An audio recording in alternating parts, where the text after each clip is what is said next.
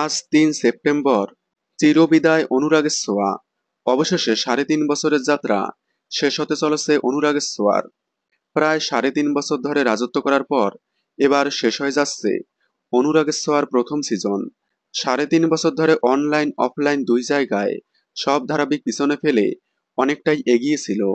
অনলাইনে সবসময় সবার প্রথমে থাকতো এবং অফলাইন টিআরপিতে এখনো পর্যন্ত অল টাইম স্লট লিড। তবে মাঝখানে জয়েন্ট টিআরপি আসায় ৪ থেকে ৫ বার স্লট হারা হয়েছিল।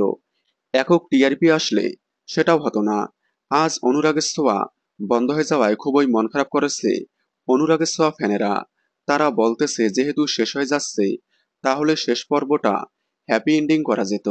কিন্তু না, শেষ পর্বে মারা যাবে সূর্য, দীপা, সোনা, রূপা সহ সবাই।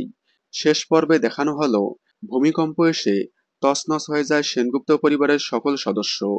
হয়তো সেখান থেকেই হারিয়ে যাবে রূপার ২ যমজ মেয়ে। তারপরেই আসবে নতুন অধ্যায়। তবে একটাই আক্ষেপ, সেনগুপ্ত পরিবার সবসময় নানা বিপদের মুখে পড়লেও শেষ পর্বটা একটু হাসি খুশির মাধ্যমে শেষ করে দেওয়া যেত। কিন্তু না, শেষ পর্বে তাদের সবার বিদায়ের মাধ্যমেই শেষ হয়ে যাবে। তাহলে আজ দেখুন অনুরাগের ছোঁয়ার চিরবিদায়। অনুরাগের ছোঁয়া আপনারা কতটা মিস করবেন কমেন্টে জানাবেন। অনুরাগের ছোঁয়ার সকল আপডেট সবার আগে পেতে চ্যানেলটি সাবস্ক্রাইব করে পাশে থাকা বেল আইকনটি বাজিয়ে দিন। ধন্যবাদ।